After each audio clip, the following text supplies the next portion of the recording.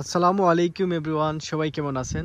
ইতালির ছোট্ট একটা গ্রাম থেকে আমি ইমরান বরাবরের মতো চলে আসছি আমার আরেকটা নতুন ভিডিওতে আপনাদেরকে স্বাগতম।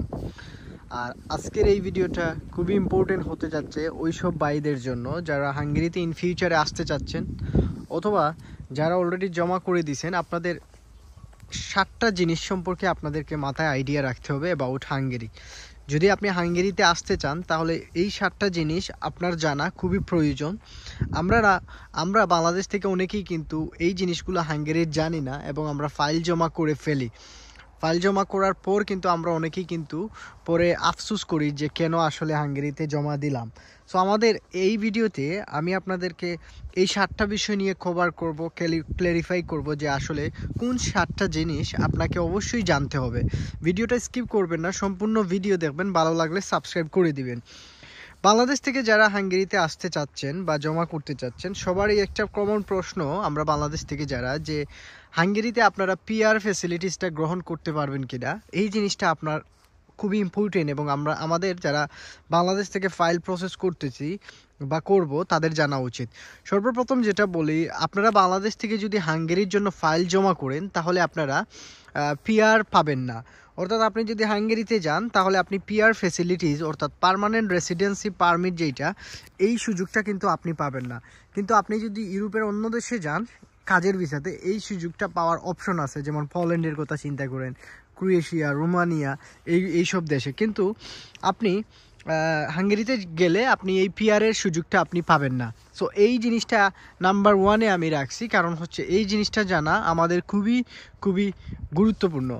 2 নম্বর যে জিনিসটা আমাকে জানতে হবে সেটা হচ্ছে, ফাইল প্রসেস করার আগে হাঙ্গেরিতে আপনাদের ব্যাংক স্টেটমেন্ট নিয়ে আমাকে অনেকেই প্রশ্ন করেন। হাঙ্গেরিতে ভিসার জন্য আপনার ব্যাংক স্টেটমেন্ট খুবই গুরুত্বপূর্ণ।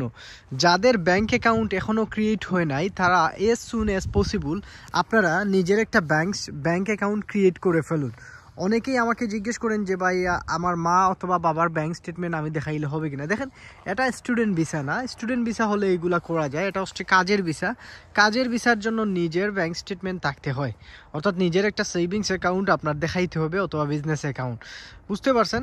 আপনি আপনার মা অথবা বাবার ব্যাংক স্টেটমেন্ট আপনার দেখাইলে চলবে না, আপনার 6 মান্থ মিনিমাম ব্যাংক স্টেটমেন্ট আপনাকে দেখাইতে হবে। এই জিনিসটা আমি 2 নম্বরে রাখছি, কারণ হচ্ছে এই জিনিসটা আমরা অনেকেই কিন্তু জানি না এবং মিনিমাম 6 মান্থের ব্যাংক স্টেটমেন্ট ছাড়া আপনি হাঙ্গেরির ভিসা পাবেন না। আরেকটা জিনিস হচ্ছে হাঙ্গেরির জন্য, সেটা হচ্ছে যে আমরা হাঙ্গেরিতে যাওয়ার পর যে 3 নম্বর জিনিসটা আমাদের জানা উচিত, যে আমরা কাজ চেঞ্জ করতে পারবো কিনা সাথে সাথে। এই জিনিসটা কিন্তু অনেকেই জানেন না।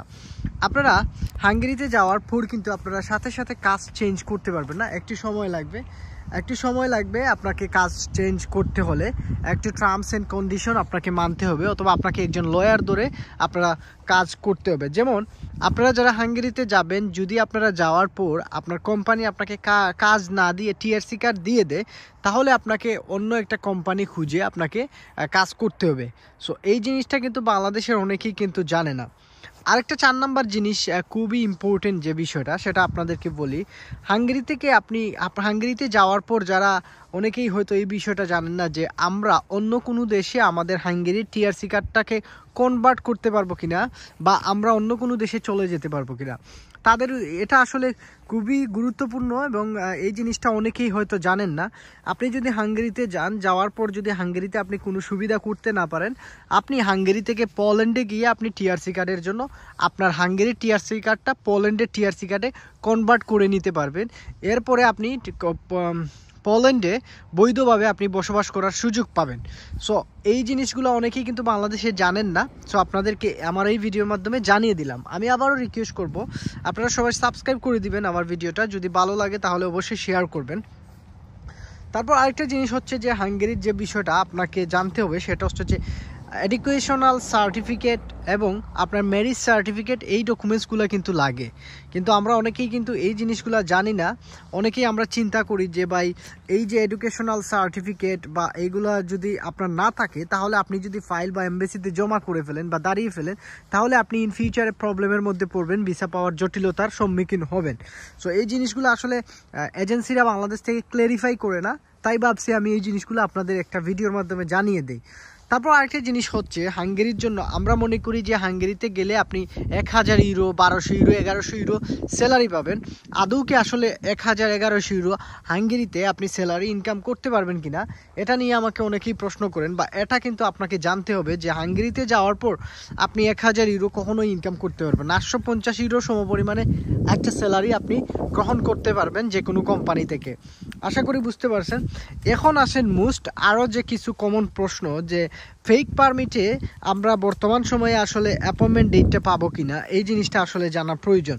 হাঙ্গেরিতে আপনি ফাইল জমা দেওয়ার আগে বা আসার আগে আপনাকে এইটা আসলে মাথায় রাখতে হবে যে আপনি আসলে কখনোই ফেক পারমিট দিয়ে বর্তমান সময়ে আপনি অ্যাপয়েন্টমেন্ট ডেটগুলো ম্যানেজ করতে পারবেন না।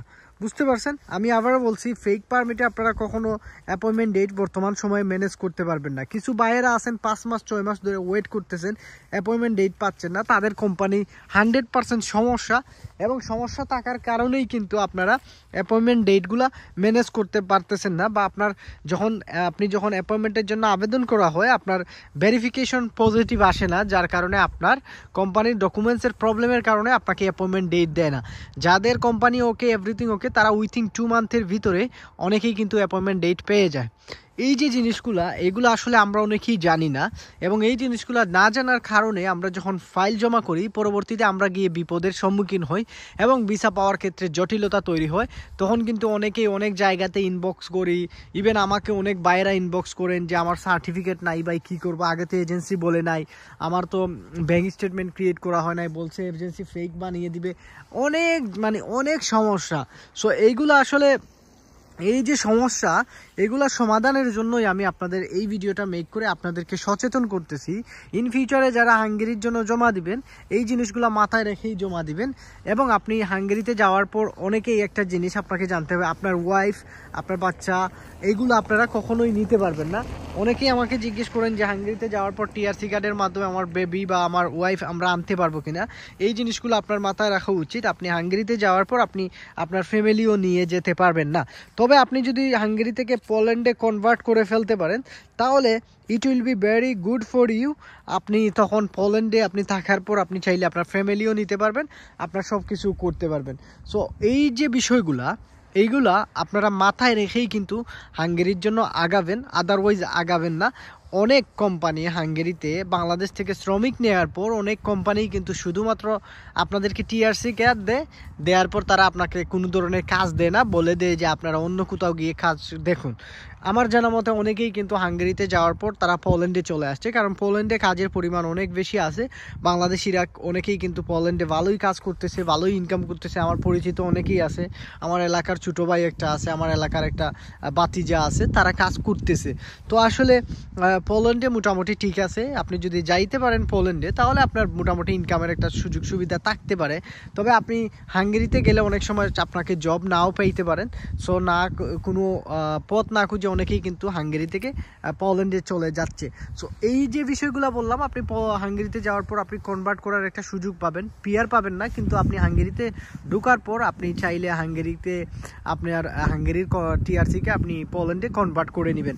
সো আশা করি এই যে আপনাদের যে তথ্যগুলো আপনাদেরকে দিলাম বর্তমান সময়ে, যারাই আপনারা চাচ্ছেন হাঙ্গেরির জন্য ট্রাই করতে, আপনারা মাথায় রাখবেন সবগুলা জিনিস, যে 6-7টা জিনিস আপনাদের সাথে শেয়ার করলাম, ওই জিনিসগুলো যদি আপনার হাতের মুঠোয় থাকে বা আপনার কাছে থাকে, বা আপনি মনে করেন যে এগুলো আসলে কোনো সমস্যা হবে না, তাহলে আপনি হাঙ্গেরির জন্য ফাইল জমা দিতে পারেন। এবং বর্তমান সময়ে যারা আমাকে জিজ্ঞেস করেন ভিসা রেশিও আগের থেকে একটু বেড়ে গেছে। সো আপনারা চাইলে ট্রাই করতে পারেন হাঙ্গেরির জন্য। ভালো মানুষ খুঁজে ভালো লুকের মাধ্যমে আপনারা ট্রাই করুন। আর ভালো কোম্পানি না ছাড়া আসলে ট্রাই করলে আপনার ভিসা সাকসেস পসিবিলিটিটা একেবারেই কম থাকবে। সো আশা করি আজকের এই ভিডিওর মাধ্যমে আপনারা অনেকেই কিছুটা হলে আপনারা উপকৃত হবেন। সবাই ভালো থাকবেন, বিদায় নিয়ে নিচ্ছি। ইতালির চট্টগ্রাম থেকে আমি ইমরান ছিলাম আজকের ভিডিওতে আপনাদের সাথে। আসসালামু আলাইকুম, সবাই ভালো থাকেন।